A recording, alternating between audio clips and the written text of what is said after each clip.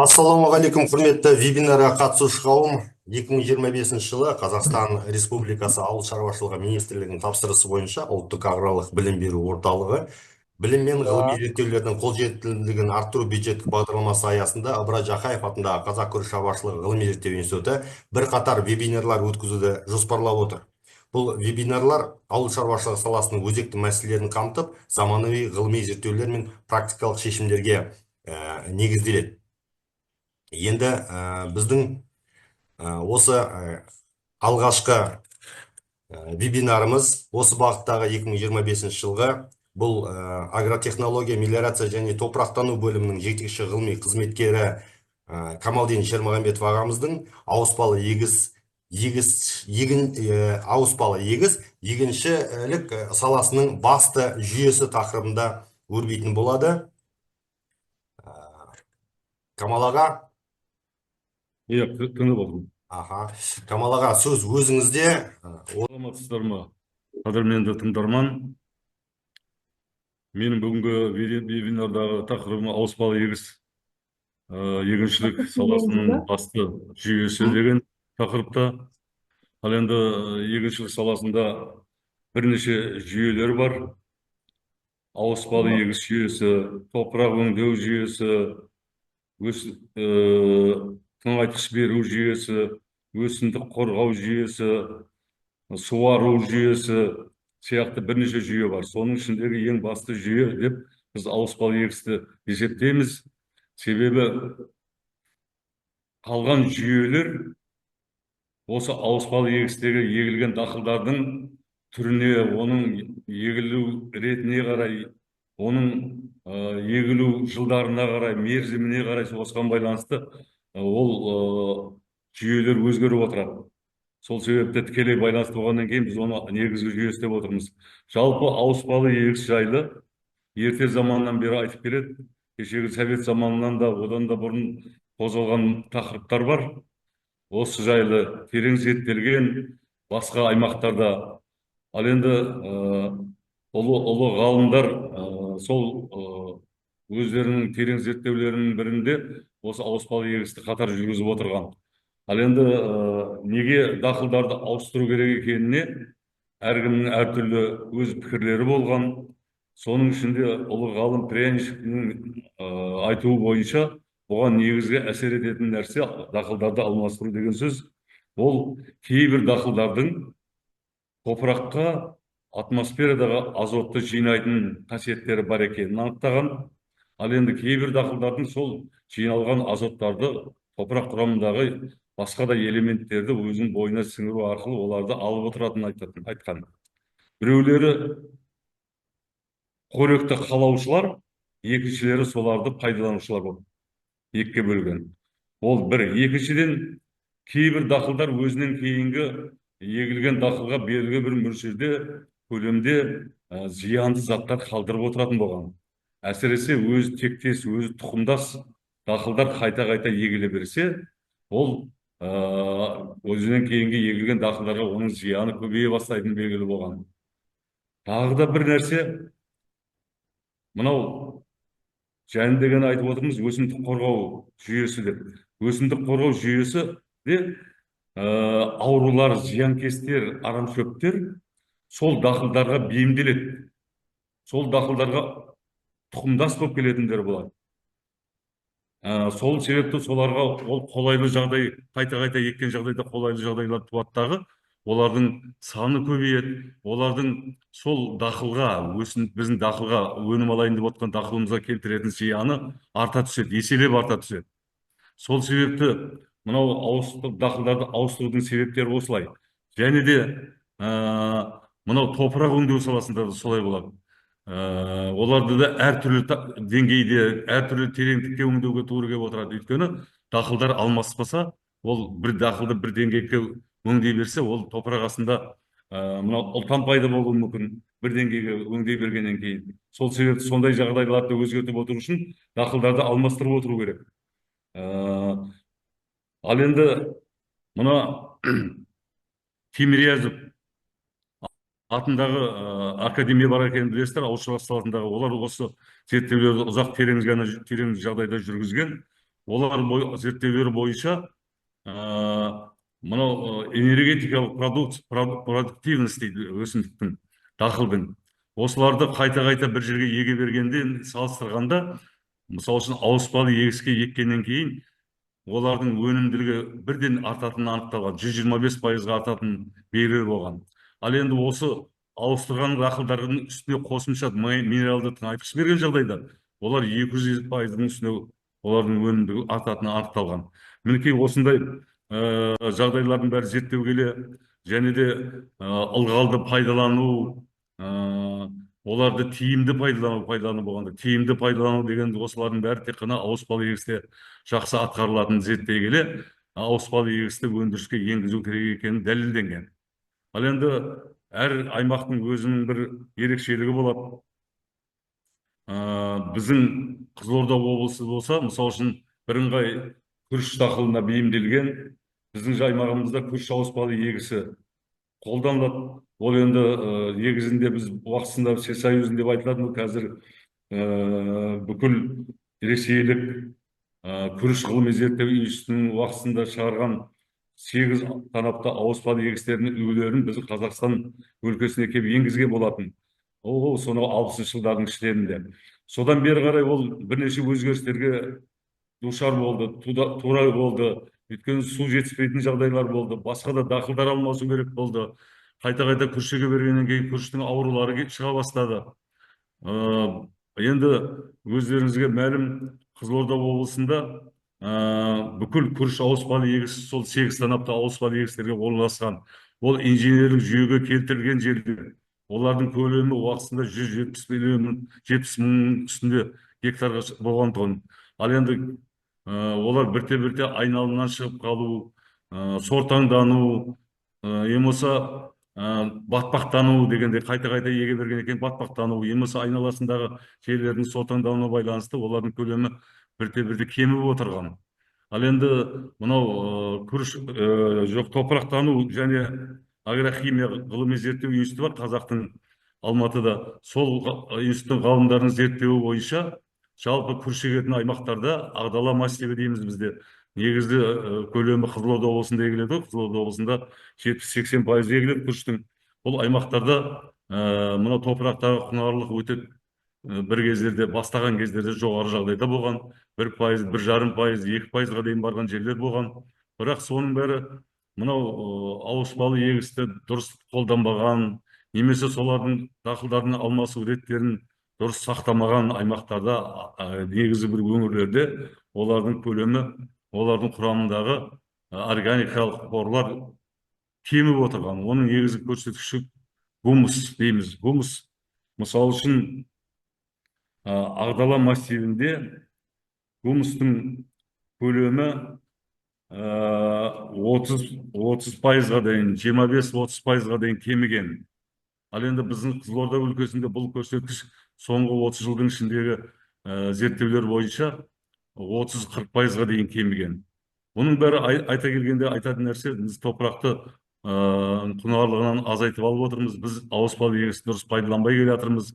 Дақылдардың алмасу ретін сақтамай келе жатырмыз. Ал енді ол дақылдардың алмасу реті, ауыспалы егістің жаңа үлгілері ол бірнеше жылдар бойы біздің институтымызда зерттелген. Ол әлемдік тәжірибелерді жинастырғанбыз біз. Солардың қорытындылары бойынша және де институттың зерттеген тәжірибелерінің зерттеулердің қорытындылары бойынша біз осындай ауыспалы егістердің жаңа үлгілерін ұсынған болатынбыз. Мысалы үшін 8 танапты ауыспалы егістің уақытысында күріш жайында айттық қой, одақта күріш ауыспалы күріш ғылыми зерттеу институты болғанда, күріш ғылыми зерттеу институттарының алдарына мынандай тақырып қойылатын, орысша айта берейін. Максимально допустимое насыщение рисем дейтін күріш ауыспалы егісі. Максимальный түрде күріш ауыспалы егісіне күріш егудің мүмкіндігін зерттеу үшін алынған тақырыптар болатын. Осы жағдайда күрішті 8 танаптың ішінде 4 танап емес, 5-6 танапқа дейін күріш егу деген бізде болған тон. Біздің жаймақта да басталған тон сол нәрсе. Бірақ оның болашағы жоқ екенін дәлелдедік. Ол 75%-ық ауыспалы егіс өзінің біздің өлкемізде тиімсіз екені белгілі болды. Содан барып дағы ауыспалы егістегі күріш үлесін біз төмендете бастадық. Негізгі қазір қорытындысы бойынша біз 8 танапты ауыспалы егісте 50%-ға көшу керек деген ұсынысты айтып отырмыз. Ол ұсыныстың өзі бірден бір әшейін шығарып салған нәрсе емес. Ұзақ зерттеулердің нәтижесінде сіздерге ұсынылып жатқан мына бірінші үлгіде мысалы үшін 3 танапқа жоңышқа егіледі. Бірінші танапқа егілген жоңышқаны біз бүркеме дақылдармен егуімізге болады. Дәнді дақылдар, ол мақсары бола ма, ол бидай бола ма, арпа бола ма, жаздық күздік бидай да бола ма. Оңтүстік аймақтарда күздік бидай өте жақсы өседі. Сол себепті күздік бидаймен бүркеме егуге болады. Содан кейін жоңышқаны 2 жыл ұстау, тағы да 3-4 танаптарға жоңышқа ұстаймыз. Осы жағдайда жоңышқа өзінің максималды өзінің мүмкіндік потенциалы дейміз ғой, өнімді бере алады. Ал енді жоңышқа дақылының өнімі бірден бір мынау біздің өлкемізде өсіріп жатқан малға мал азықтық дақыл, мал азықтық шөп, сол себепті өте тиімді. Одан кейін күрішті 2 жыл қатарынан егуге болады. Өйткені жоңышқадан кейінгі жиналған қоректік заттар, жоңышқадан кейінгі жиналған жоңышқаның тамыр қалдықтары, сабақ қалдықтары және жапырақ қалдықтары сол 2 жылға толық жетеді. 2 жылға толық жетеді. Кейбір жағдайда да оны 3 жылға да пайдалануға болады. Оны ол үшін арнайы бір біз жасап шығарған зерттеулер бойынша 3 жылда қалай пайдалану, біз кейін айтып кетемін, оны да болады бір. Ал енді мынау 2 жыл пайдаланған жерде мына 4-5 танаптарда өнімді максималын алуға болады. 65-70 центнерге, қазір жағдайда 70 центнерге дейін алуға болатын өнімді толық. Одан кейін түйе жоңышқа. Бұл түйе жоңышқа деген кейінгі жылдары шығып жатқан нәрсе. Бір кездерде біздің өлкемізде егілген, бірақ ол егілген сорттардың кейбір кемшіліктері болды. Ол сорттардың жапырақтары тез түсіп қалатындығын, сол себепті мал азықтық дақылға өте жарай бермейтіндігін. Одан басқа оның құрамында кумарин деген қышқыл болды.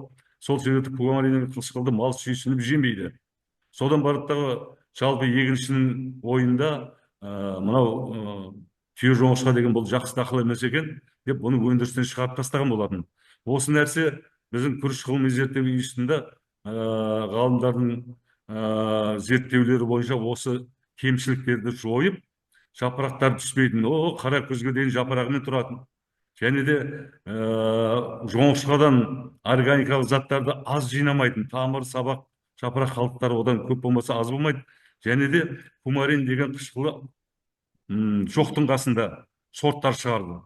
Мінекей осы сорттарды еккен жағдайда мына ауыспалы егістің үлгісі 6-шы танапқа осы түйе жоңышқаны егуге болады, оны бүркеме дақылмен егуге болады, оны тек қана арпа дақылмен, бидай дақылдармен ғана егуге болады. Одан вегетациялық дәуірі ұзақ болатын мақсары сияқты дақылдармен егуге болмайды. Өйткені ол мақсары пісіп жетілем дегенше түйе жоңышқа оның жоғары төбесіне шығып кетеді.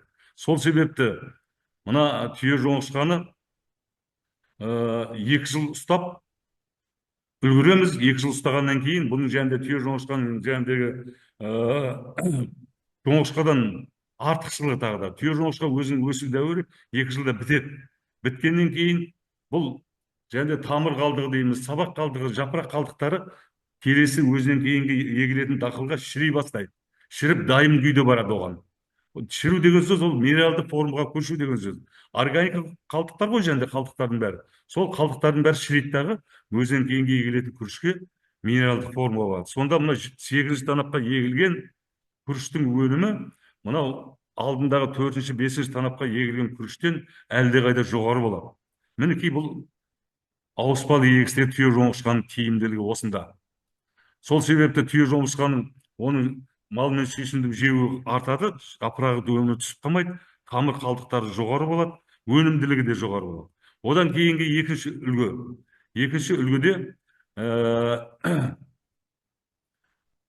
мына бұрынғы классикалық үлгі мына 3 танапқа жоңышқа егеміз. Бұнда бірінші жылы бүркеме егуге болады. Мынау кейбір жерлерде қазір оны таза да егіп жүр, олай да болады егуге.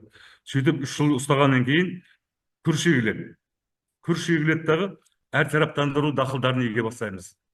Анам демалдыру үшін. 2-ші жылғы мысалы үшін анау 3 жылғы жоңышқаның қалдырған қорегінен мынау 5-ші танапқа егілген әртараптандыру дақылдары оларда пайдаланады. Өзінің өсіп жетілуіне. Содан кейін барамыз да өзі тағы да қалдық қалдырады. Ол дақылдардың да бірнеше түрлері бар.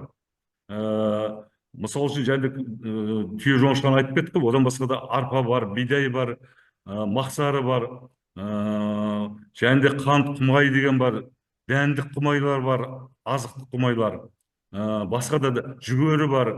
Кейінгі жылдары біздің ғылыми зерттеу үйісінде, күріш ғылыми зерттеу үйісінде қант қызылшасын егіп, осы күріш ауыспалы егісіне әртараптандыру дақыл есебінде енгізу мәселесін қолға алып жатырмыз.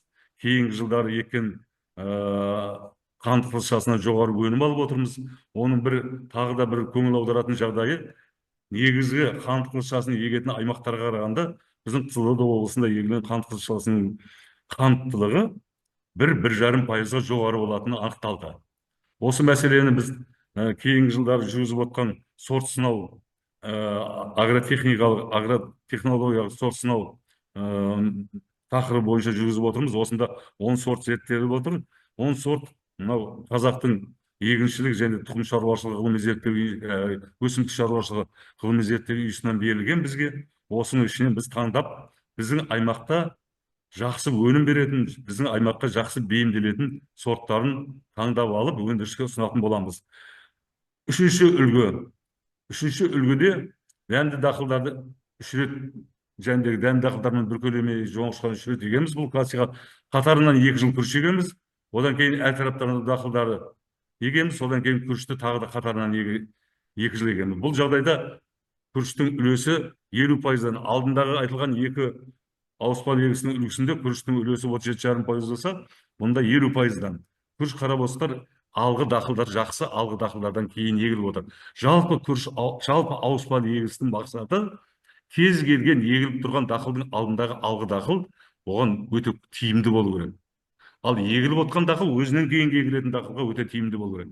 4-ші үлгі арпа не бидай дақылымен түйе жоңышқаны егеміз. 2-ші жылы түйе жоңышқаны 2 жыл ұстаймыз.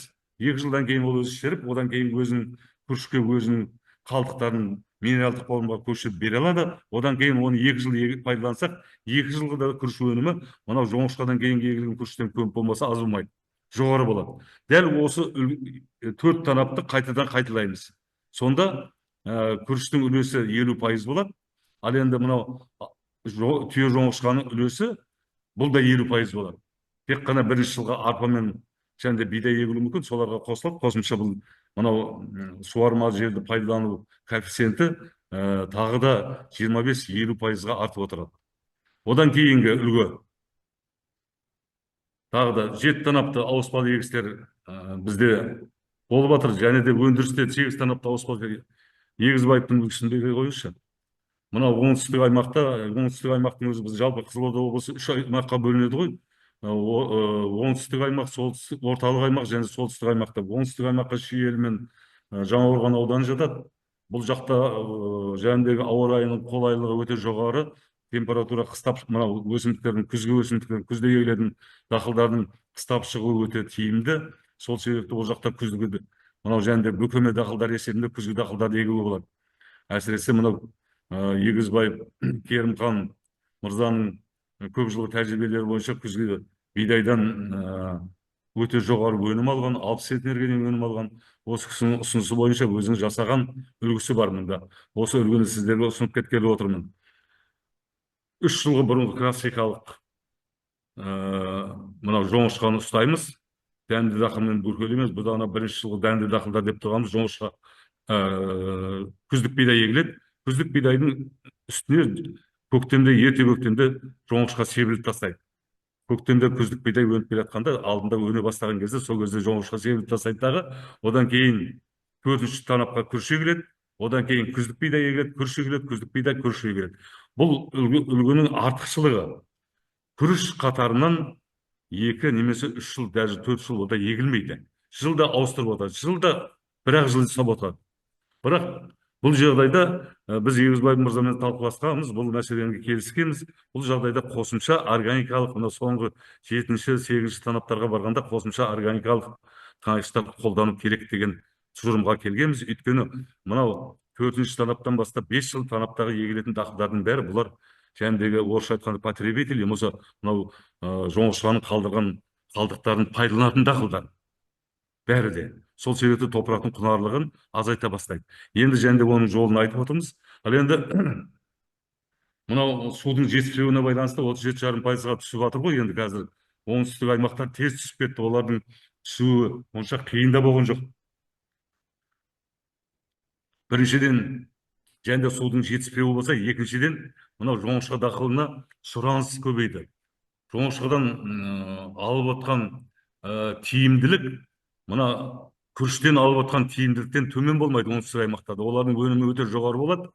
Сол себепті жоғары өнімді олар өздерінің ар жағында оңтүстік аймақта, оңтүстік Қазақстан облысы, Түркістан облысы дейміз қазір, Жамбыл, Алматы облысына дейін осы аймақтағы ауданнан, Жаңақорған ауданынан, Шиелі аудандарынан осы жоңышқаны жақсы бағада, жақсы сатылымға қойылған бағада алып кетіп жатады. Сол себепті бұл тиімді үлгі болды деп отырамыз. Одан кейінгі екінші үлгіде бұл 25%-ға дейін көшуге болады. Бұл енді дәл қазір көше салатын үлгі емес, дегенмен бірақ келешекте бұл да көше салатын жақсы үлгі. Бұл жағдайда күріш ауыспалы егіс бұрын 8 танапты, мынау классикалық түрде 3 танап жоңышқа егеміз деп отырмыз ғой, дәнді дақылмен бүркелей. Осы 3 танап егісті 1 жыл күріш егесіз, қайтадан соны қайталап, тағы да 1 жыл егесіз, сонда күріштің үлесі 25%-ға дейін кемейді. Бірақ жалпы алатын, мына 1 гектардан алатын түсім, экономикалық тиімділік ешқашанда төмендемейді. Бұған баруға да болады. Бірақ оның да бір жағдайлары бар. Біз осы зерттеуді алдада жасасақ па дейміз, сол жергілікті ғалымдармен бірлесе отырып, егізбайыптармен біргесе отырып, өйткені мынау күріштің үлесі өте кеміген сайын, мынау ақ дақылдар деп отырмыз ғой, айналасында тұрған 6 танапта ақ дақыл тұр. Осы ақ дақылдарға кейде күріш танаптарының айналасына орналасқан мына ақ дақылдар күріштен ыза сулары арқылы өздерінің шамалды болса да ылғал алып отыратын тұғын. Осы мәселе мынау күріштің үлесі кемігеннен кейін мына дақылдарға ылғалдың бару мөлшері күрт төмендейді. Сөйтіп оларды қосымша суару деген жағдай пайда болады. Суаруға мүмкіндік емес, мәжбүр боламыз. Ал енді суару жағдайында өте қиын, мына ақ дақылдар суару қиын, кейбір жағдайларда су жатып қалғанда оларды өлтіріп алуымыз мүмкін. Сол себепті бұл енді бізде алдағы кездерде зерттеуді талап ететін үлгі, бірақ бұл үлгіден келешекте көшуге болатын нәрсе. Енді бұл ауыспалы егістерге және де айтып отырмыз ғой, егілген дақылдарды жоңышқадан басқа, жоңышқа жайлы Тимирязевтің айтып кеткен өзінің аксиомасы бар, оны талдаудың да қажеті жоқ. Бүкіл адамзат тарихында дейді, егіншілікте және ауыспалы егісте көп жылдық шөптер, оның ішінде онымен қатар бұршақ тұқымдасты дақылдардың мынау егіншінің еңбегін еселеп арттыратын басқа дақылды табу өте қиын деп айтқан. Бұл енді шынында да керемет айтылған сөз. Ол біз өңірде көріп жүрміз. Мынау алдыңғы қатарлы шаруашылықтар облысымызда да осы нәрсені өздерінің ойына алып, осы нәрсені сақтап та біздің тәжірибеміздегі жасалған зерттеулердің қорытындысын пайдалана келе, олар өздерінің мына ауыспалы егісті бұзуға тырысады. Қазіргі облыстағы ең алдыңғы қатарлы жоғары өнім алып отқан шаруашылықтардың көпшілігі ауыспалы егісті сақтау арқылы ғана алып отыр. Оған біздің көзіміз жетіп отыр. Бірақ мысал келтірейік. Ерәлі деген шаруашылық бар қазір. Білесіздер, Жалағаш ауданында. Ерәлі шаруашылығы ауыспалы егісті 50%-ға көшкелі қазір 12-15 жылдай уақыт болды.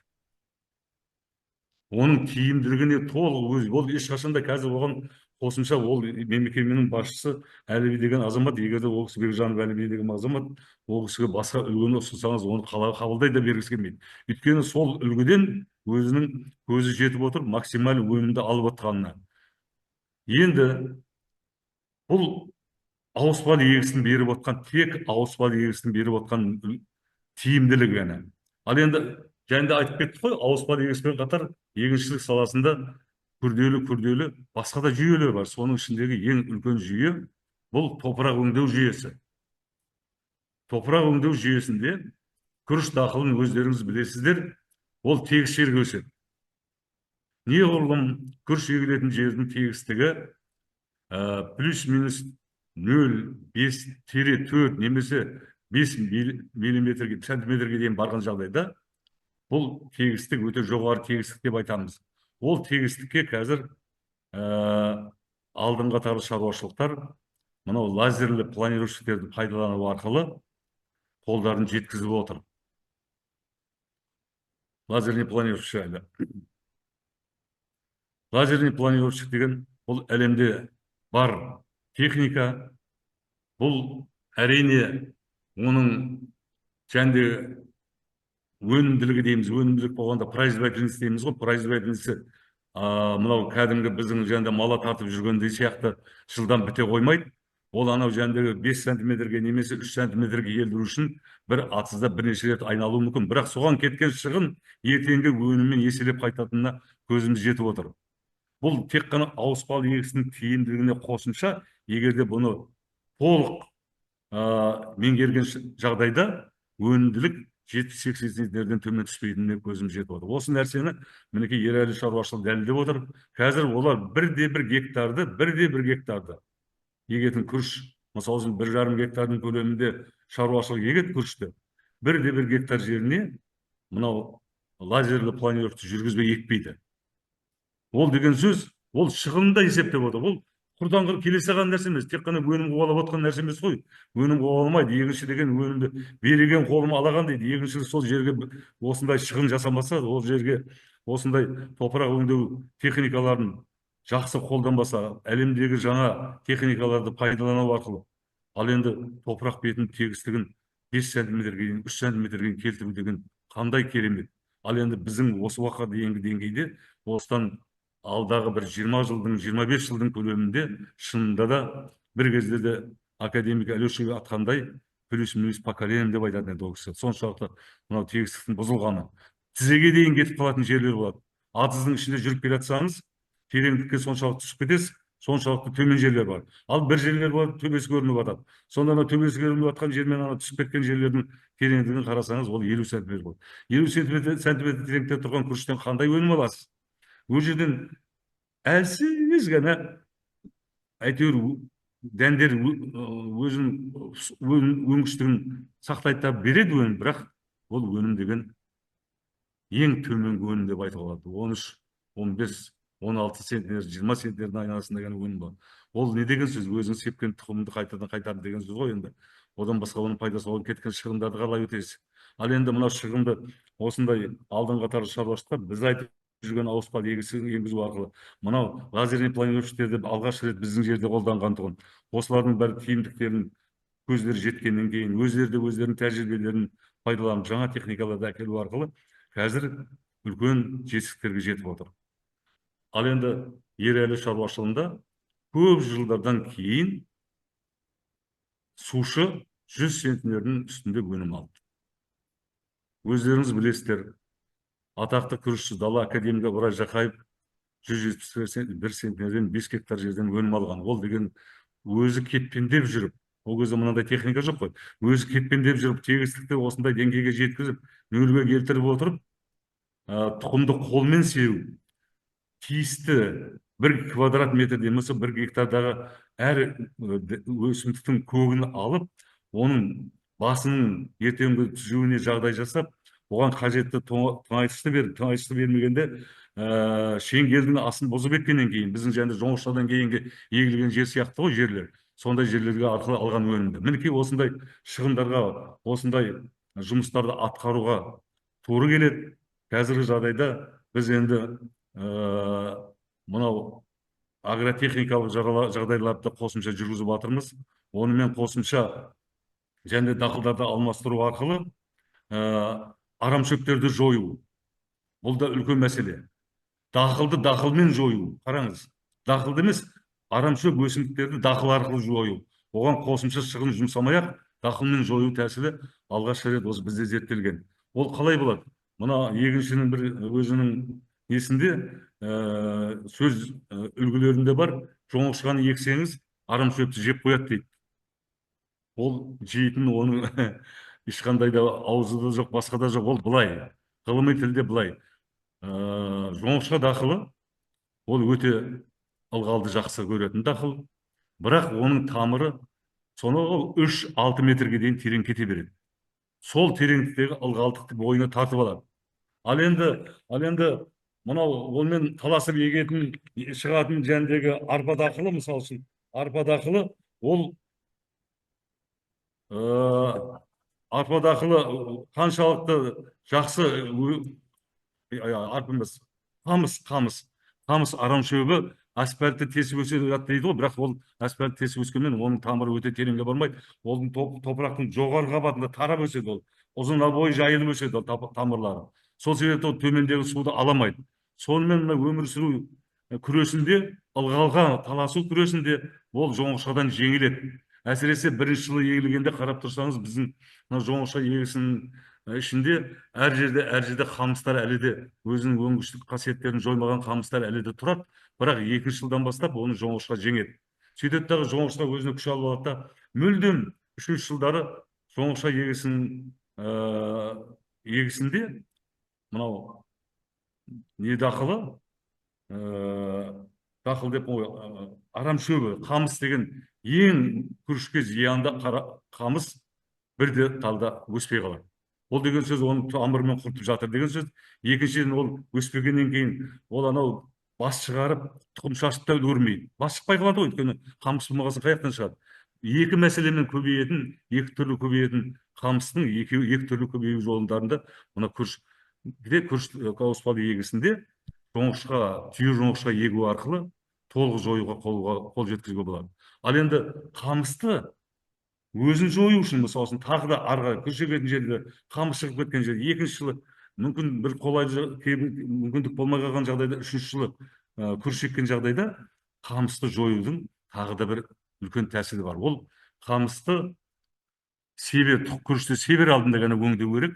Алдымен дискілеп тастау керек. Дискілеп тастағанда оның жоғарыда өсіп тұрған бойлары, олар майдаланады дағы, топыраққа қарай өзі сидерат есебінде, кәдімгі көк балауса тыңайтқыш есебінде сіңіреді дағы, оны мынау кейінгі кезде шығып жатқан үлкен аударма соқалар бар. Сол аударма соқалар арқылы оның предположить дейміз, кішкентай соқашықтары болады. Солар арқылы тереңдікке тастау арқылы, артынша 2-3 күн ішінде суару арқылы толық қамыстың қалдықтарын, тамырын және сабақтарын толық жойып жіберуге болады. Мінекей осындай тәсілдері бар. Осы тәсілдерді тек ауыспалы егісінде ғана жасай аласыз. Ал енді күрішті қайта еге берсеңіз, бізде қазір біздің мынау стационарымызда біз сол ауыспалы егістің тиімділігін дәлелдеу үшін күрішті биылғы жылы 45-ші жылы егейік деп отырмыз. Бұл бесменный посев деп айтылады. Ол егістің ішінде бүкіл күріш дақылында өсетін зиянкестер, өнетін зиянкестер, келтіретін және өсімдікке зиян келтіретін зиянкестер бар. Олардың аурулары бар. Олардың арамшөптері бар. Неге ұстап отырмыз біз? Оны ауыспалы егіспен салыстыру үшін ұстап отырмыз. Бір, екіншіден, қазіргі жағдайда бірнеше компаниялар осы аурулар, зиянкестер және арамшөптерге қарсы препараттар шығарады. Сол препараттарды толық осы танапта толық сынақтан өткізу үшін ұстап отырмыз. Біз зияндығын жою үшін. Ал енді осы препараттардың соншалық тиімділігі, мысалы үшін 90-95%-ға дейін сол ауруды тоқтатады. Зиянкесті тоқтатады, зиянкесті жойып жібереді. Соған қосымша жәндегі арамшөпті жойып жібереді. Мінекей бұл арамшөптің келтіретін зияндарын біз тек қана ауыспалы егісте жоя аламыз. Арамшөпті, одан басқа да жәндегі айтып отқан, мына бізге бір замандарда 2000-ші жылдардың басында, 90-ші жылдардың аяғында біздің аймағымызда перикулез деген күріш ауыспалы егісінің ауруы шықты. Бұл бұрын болмаған, болғанда да біздің мына үлкен көлемде шықпаған. Жалпы майда шүйдесі болғанмен, былай үлкен көлемде біздің күріш дақылымызға зиянын келтірмеген болатын. Осы нәрсенің бірінші бұзылуында мен өзім мақалаларымда дәлелдеген, біздің аймақта қазір сол кездерде енді кейде сондай жағдайлар болады, массовый жоңышқалықтарды бұзып жіберді. 2 жылдық жоңышқаларды, даже 1 жыл егілген жоңышқаны 1 жылдан кейін бұзған жағдайлар болды. Мінекей осындай жағдайларды болдырмас үшін ауыспалы егістің қажет екенін біз дәлелдедік. Бұл жағдайларды болдырмау керек. Егер де бұл жағдай қайталана беретін болса, бұл аурулар ары қарай асқына беретіні мәлім, белгілі. Сондықтан туберкулезбен кейінгі жылдары күрес шарасы жақсы қолға қойылып келе жатыр. Кейінгі жылдар тағы да бір қуанарлық айтатын нәрсе, жалпы егіншілер ауыспалы егіске қазір көңіл бөле бастады. Мынау Жалағаш ауданы әсіресе, мынау оңтүстік аудандар жәнде айттық қой, бұл судың жетіспеуіне байланысты өздері амалсыздан деп айтуға болады. Bir жағы амалсыздан, бір жағынан егіншілердің өзінің сол түйсіктері соған келді, ауыспалы егістің тиімді екеніне дәлелдеді, сөйтіп барып соған көшіп жатса, мынау орталық аймақтарда әлі де мынау біздің Қызылордада орналасқан плотина арқылы бізге су жетеді деген оймен олар егістің көлемін көбейте бергісі келеді, азайтқысы келмейді. Бірақ бірте-бірте олар да бірте-бірте осыны азайтпаса болмайтынына көз жетіп келе жатыр. Сол себепті олардан жергілікті диқандардан бізге келіп, мынау біздің ауыспалы егісімізді мынау тиімді формаға көшіріп беріңіздер, қайсысы үлгі тиімді деп соларды өтініштерін айтады. Біз осыны үлгілерін жасап беріп, кейінгі жылдары осыны осындай өзіміздің ұсыныстарымызды дайындап жатырмыз, беріп те жатырмыз. Алдын қатар шаруашылықтар осыны алып өндіріске қолданып та жүр. Енді бұл ауыспалы егістердің ішінде күріш ауыспалы егісті өзі арнайы күріш ауыспалы егіс деп айтылады. Специализированный ресурсивор деп айтылады. Неге? Неге дейсіз ғой? Ол мынау күріш дақылының ерекшелігіне байланысты, өсіру ерекшелігі. Басқа бірде-бір дақыл дәл бұлай күріш сияқты өзінің өсу дәуірінде 100 күн бойы су астында тұрмайды. Басқа дақылдарға белгілі бір уақытта ылғал керек болған кезде көгін алу үшін, кейін өсу дәуірінде қатты ылғалды қажет етіп тұрғанда сондай кездерде ылғал береді дағы, суарады дағы, қалған кезде оларды суара бермейді. Ал енді мына күріш дақылына бұл ылғал өсіп, өзінің көгі өсіп, кейін піскенге дейін осы ылғал табанында тұру керек. Ал енді осындай жағдайда бұл ауыспалы егістің имені үлгілерінің жаңа түрлеріне күріштің үлесін кеміту арқылы, бірақ жердің беретін өнімділігінің бағасын, құнын, экономикалық тиімділігін төмендетіп алмайды. Ал экологиялық жағдай болса да, бұл ауыспалы егістердің негізгі бағыты экологиялық жағдайларды арттыруға бағытталған. Экологиялық жағдайларды біздің облысымыз экологиялық облыс деп аталады ғой, соның зиянды жағдайларын кемітуге арналған. Сол себепті экологиялық жағдай артады, онымен қатар өнімділігі де артады. Сонда гектардың экономикалық және экологиялық тиімділігі артады деген сөз. Камалдин аға, осы дәл қазіргі уақыттарда біздің күрішшілер бар, басқа да ауыл шаруашылығы осының бағытындағы құрылымдар қазіргі уақытта дала жұмыстарында жүрген бәріміз де білеміз. Осының себебінен де шығар біздің осы қызықты вебинарымызға қатысу керек еді. Менің айтайын дегенім, бізде қазір осы дала жұмыстарында жүрген азаматтарға қосып жіберсек. Құрметті әріптестер, құрметті ғалымдар, құрметті жаңағы фермерлеріміз, енді бұл осы әртараптандыру дақылдары ғой енді. Мына ең бастысы, мына біздің топырақтардың батпақтануы деп айтып кетті Камалдин Шермағанбетұлы. Өйткені осы мына үнемі күріш егілгеннен кейін мына топырақ батпақтанады, ауырланады, ауыр сазды топырақтарға айналады. Соның әсерінен басқа дақылдар өсіруге өте қиын жағдай туады. Мына ол мына топырақ өңдейтін агрегаттардың жұмыс органдарына да қиындық түсіреді. Соқаның жаңағы лемектерін сындырады, тырмаларды тоздырады, дискілердің жаңағыдай неғылады. Себебі мінекей менің қолымдағы мына кесек, мінекей бұл цементтен кем емес. Мінекей мен бір-біріне ұрайын, жарылмайды даже. Мінекей осындай жағдай мына топырақтағы органиканың кемістігінен. Егер топырақта гумус, органикалық зат көп болса, онда ол жұмсақ болар еді. Топырақ жұмсақ болар еді. Мінекей басқа дақылдардың осындай зияны бар. Ал енді бүгінгі неге келетін болсақ, менің де сұрағым бар. Жаңағы осы әртараптандыру дақылдарын көбірек орналастыруға қандай мәселелер, кедергілер бар бізде. Иә, мына жаңағы айтып отырған өзіңіздің түйежоңышқа, ол түйежоңышқаны айттыңыз, жоңышқадан да көп не қалдырады, және бұл жаңағы оның тамырлары дренаж есебінде қызмет етеді. Органикалық зат көп, сонда ғана біздің топырақтарымыздың жағдайы жақсарар еді. Енді мінекей мына бұл жерде біздің жаңа тәжірибе, гранттық қаржыландыру бойынша тәжірибе жүргізуге қатысып жатырмыз. Мінекей мына жерде кафедраның аграрлық технологиялар білім беру бағдарламасының оқытушылары Серік Бекжанов, Нұралы Нұрғалиев, сосын мінекей дақылды айтып беріңіз, дақылды айтып беріңіз. Дақыл мына жерде бұл тәндік құмай. Біз өткенде жаңағы қант құмайының біраз нәтижелер алғанбыз. Енді мінекей дәнді құмай, вообще құмай дақылдары бұл мына топырақты тұздан тазартады деп жатырмыз ғой. Мінекей осы жерде мінекей 44 алыс және жақын шетелдерден алынған 44 сорт егіледі дәнді құмайдың. Соның нәтижелерін көреміз. Сосын біздің аймаққа қажетті сорттарды таңдап, бейімделген сорттарды таңдап аламыз. Мінекей топырақ өңдеу жұмыстары көріп тұрған шығарсыздар. Рахмет, Ибеке. Сұрағыңызға, Ибадилла Айғайлиұлы.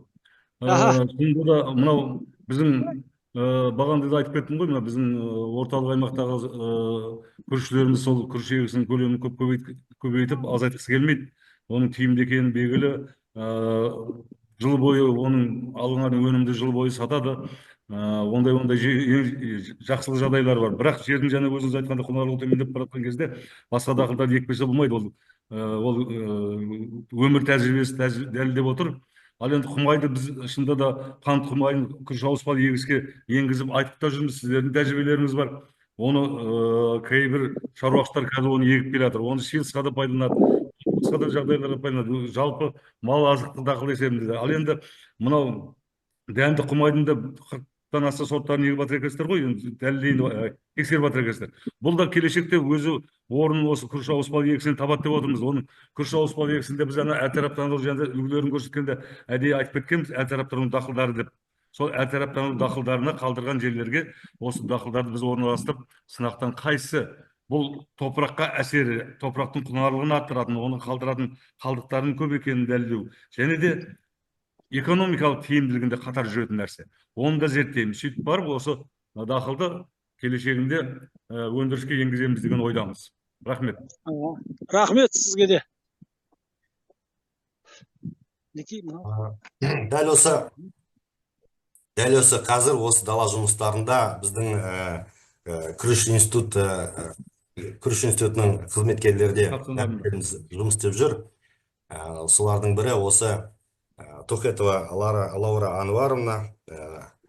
Лаура Анваровна, скажите, пожалуйста, какие диверсификационные культуры вы изучаете на полях на наших? Ну, уважаемые коллеги, я хотела, во-первых, поблагодарить сегодняшнего спикера Камалдин Ширмагамбетовна. Очень интересный доклад, очень познавательный для фермеров.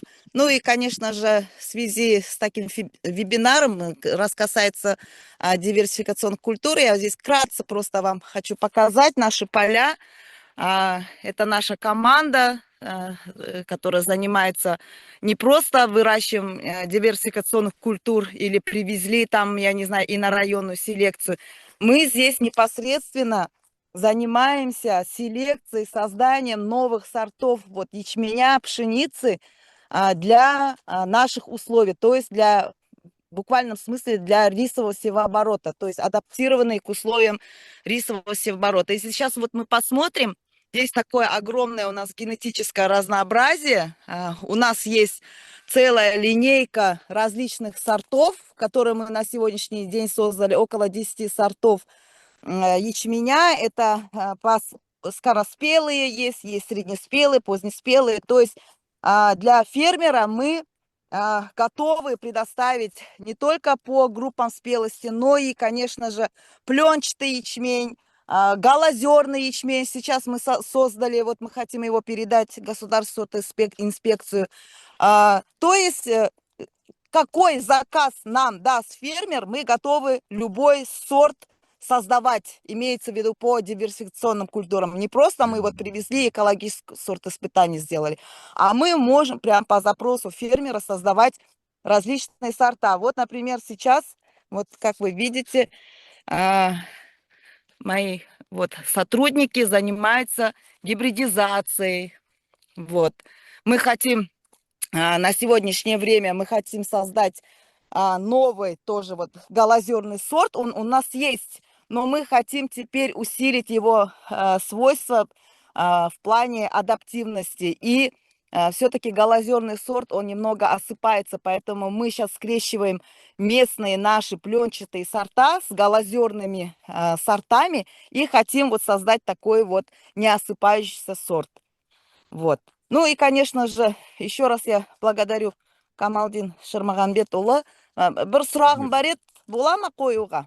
Рахмет. Иә, иә. Аха.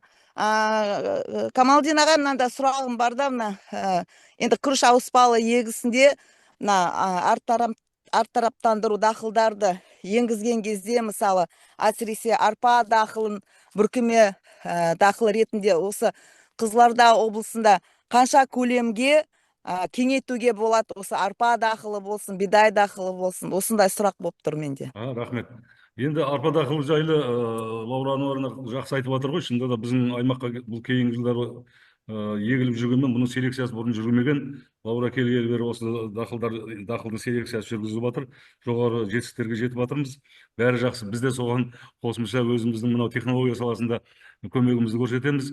Ал енді бір айта кететін нәрсе, біз осыған өзіміздің инициативамыз бойынша, күріш инициативасы бойынша біз өндіріске шығып жатырмыз қазір. Алдыңғы қатарлы шаруашылықтарды апарып, ертеңгі күні мына өндіріске көп көлемге көбейту үшін алдыңғы қатарлы шаруашылықтарға барып егіп, бұның тиімділігінің жоғары екенін көрсету үшін, дәлелдеу үшін өткен жылы біз жаңағы айтып кеткен Әліби азаматтың шаруашылығында біз 2 гектар жерге 4 сорт апарып еккенбіз. Орта есеппен 40 центнерден өнім алдық. Бұл енді біздің аймақтағы болмаған өнім. Шыны керек, бұл арпа дақылының өзінің перспективасы бар екенінің дәлелі. Арпа дақылының тағы да бір айтатыны, технология есебінде, агротехника есебінде айтатыным, арпа дақылы өте жылдам өнеді, өте жылдам өсіп көктеп шығады. Көктеп шыққаннан кейін ол өзімен бүркеме дақыл есебінде, мысалы, жоңышқаны бүркемелеп тұрса, әлі жоңышқаның дәндері әлі көктемей тұрғанда оған көлеңке түсіре бастайды. Көлеңке түсіреді, жоңышқа дақылы көлеңкеде жақсы шығалады ол. Бір екіншіден, жер астындағы тұздар жердің бетінде қалай ашылса, жердің беті өсімдіктен қалай ашылса, дереу тұз көтеріле бастайды. Тұздың көтерілуіне кедергі жасайды арпа дақылы. Көрдіңіздер ме? Жылдам көктейді дағы, жердің бетін көкпен басып тұрады, көктеп тұрады, ешқандай ашық жер қалмайды. Сол себепті біз оған көзіміз жетті. Сол Әлібидің Ерәлі шаруашылығында жүрген тәжірибемізде арамшөптің өзін шығармай қойды. Арпа егілген жерде арамшөп болмай қалды. Ал енді тек қана жоңышқа, астында жоңышқа болатын дәлел бар. Өйткені жоңышқа көлеңкені жақсы көреді, оған күн қатты түспеу керек. Ол өсіп алғаннан кейін, тамырды ары қарай тереңге бойлатып алғаннан кейін, ол өзі ары қарай жетіліп кете береді. Оған күнде қауіпті емес, басқа да қауіпті емес. Бірақ алғашы өсу дәуіріне бұл арпа дақылы, мен айтайын, бидай дақылынан да тиімділігі өте жоғары. Сол себепті біздің аймақта келесі жылы осы 10 мың гектарға алғашында 10 мың гектарға жеткізіп, оны көлемін 20-30 мыңға дейін апаруға болады, как бүркеме дақыл есебінде. Ол бір. Екіншіден, арпаның біздің аймақта шығарған сорттарын қазір солтүстік аймақтарда біздерге заявка келіп, өтініш айтып, біздерден тұқымдарды ала бастады. Біз енді оны да сол солтүстік аймаққа өсіре бастаймыз. Бұрынғы жіберген сорттардың жоғары өнімділікке жетіп жатқанын дәлел болып жатыр. Олар өздерінің тиімді екенін айтып, бізден осындай жаңа шыққан сорттарды алуға өтініштерін білдіріп жатыр. Жалпы, Камал аға, мынау байқап отырмыз, арпа жөнінде айтып отырсыз, ол үрдіс бойынша солтүстік жерлерде егілетін дүние ғой. Жаңа Қызылшанды айттыңыз, бұл да мысалы Алматы облысында көптеп егеді, бірақ оның қанттылығы 1-2% бізде жоғары екен. Осыны біз тұзды жеріміз ғой, осының себебі неде? Енді оған бірнеше факторлар әсер етеді ғой енді. Мысалы үшін біріншіден біз ол күріштен кейінгі, күріш дақылынан кейінгі қалған ылғалды пайдаланып көктей алады. Оған қосымша жерді суару, оған қосымша су берудің қажеті жоқ. Суды тиімді пайдалану деген осыдан. Күріш дақылы егілгенде біз айттық қой, 100 күндей суда тұрғаннан кейін ол өзінен кейінгі топырақты ылғал күйінше қалдырып береді. Сол ылғалды мына арпа қант қызылшасы жақсы тиімді пайдаланады. Екіншіден, біздегі күннің бізге түсуі әлдеқайда басқа аймаққа қарағанда әлдеқайда жоғары. Күннің өзінің спекторлары басқасы бәрі біздің мына осы қант қызылшасы дақылына қажетті, өзіне қажетті және эффективный формы энергия, соны жақсы ала алады деп отырмыз біз. Соған қорытынды солай келеміз. Мынау бір жылдар Жапон ғалымдары келіп, мына Шәменов ауылында осындай тәжірибе жасап көрген. Онда да сол дәлелденді. Шынында да біздің аймақта өсіруге болады. Тек қана бұндағы нәрсе өнім болған жағдайда сол өнімді өңдейтін первичный, мысалы алғашқы өнімді өңдейтін цехтар болса да соларды сала бастау керек келешегінде деп ойлаймыз. Рахмет, Камал аға. Бүгін жақсы бір тақырыпты өрбіттіңіз. Бұл тақырып бойынша өзіңіз білесіз, бізге ауыл шаруашылығы бөлімдері әрқайсысы өздерінің сұрақтарымен сізді мазалаған болатын, қайта-қайта. Әрине, тақырып өте актуальный. Енді қосып айтатынымыз болмаса, мынау тікелей қосылған азаматтарға, әріптестерімізге алғысымызды білдіреміз. Біздің осындай вебинарларымыз, әлде 10 шақты вебинарымыз бар. Әр сейсенбі күні сағат 11-ден бастап сол сағат 12-ге дейін осындай вебинарларымыз өтеді. Ауыл шаруашылығы құрылымдары осыған қатысып, өздеріне тақырыптарын жаңағы ауыл шаруашылығы басқармасымен Атамекен кәсіпкерлер палатасы арқылы жаңа жеткізіп отырмыз, осындай дүниелеріміз өткізіп жатқан жайында. Сондықтан да көптеп қатысып, қызықты тақырыптарыңызды таңдап қатысып отырғаныңызға болады. Бір ауыз айтып беруге болады. Айтыңыз, Камал аға. Енді мен қазір мынау байқап отырмын, бізде Қызылорда облысында күріш егу сезоны жүріп жатыр ғой, егіншілердің бәрі қазір күріште. Оның бригадирлері де, мамандары да бәрі де күріште. Күрішті өзі уақытысынан өткізіп алмау керек. Жақында 25-іне дейін ары кеткенде осы май айында күрішті сеуіп, суға бастырып үлгеру керек. Соған байланысты олардың қолы тимеген болу керек. Олар жақтан біз олармен осы сезон өткеннен кейін олардың өздері бізге өздері телефон арқылы институтқа келіп, сіздерге мынау білім тарату орталығына келіп, осы мәселені бізді қызықтырады. Бізге қазірдің өзінде Қармақшы ауданынан бізге мынау бір топ шаруашылықтар өздерінің ауыспалы егіс үлгілерінің шаруашылықтардың аймақтарының өзгеруіне байланысты, кейбір шаруашылықтар бірімен қосылғаны бар, бөлінгені бар. Соларға байланысты өздерінің ауыспалы егіс үлгілерінің жаңа үлгілерін бізге көмектесіңіздер, жасап беруге деген өтініштерін айтып жатыр. Біз әрқашан дайынбыз. Ал енді шынында да болашақта ол қай жылдары болатынын белгілеген, таяу жылдар деп айтамыз біз. 50%-ға күріштің үлесін төмендетуіміз керек. Өйткені су тапшылығы жылдан жылға көбеймесе азаймайды. Мамандардың тікелей қатысуымен әйтеуір суды келтіріп жатырмыз ғой, жақсы тиімді пайдалануға жолдарында іздестіріп жатырмыз. Бірақ негізгі тиімділігін, судың тиімділігін арттыратын нәрсе осы ауыспалы егіс. Оны барлықтарыңыз білесіздер. Басқа да жүйелердің бәрі осындай. Сол себепті алда біз бірге жұмыс істеуге дайынбыз. Рахмет тыңдармандарға. Рахмет. Тағы да сұрақтарыңыз болатын болса, қоюларыңызға мүмкіндік бар. Құрметті әріптестер, олай болатын болса, бүгінгі вебинарымыз аяқталды. Сау саламатта болайық. Сейсенбі күндері осы вебинарларымыз жалғасатын болады. Рахмет. Рахмет, Камал. Жақсы, сау болыңыздар. Жақсы. Рахмет.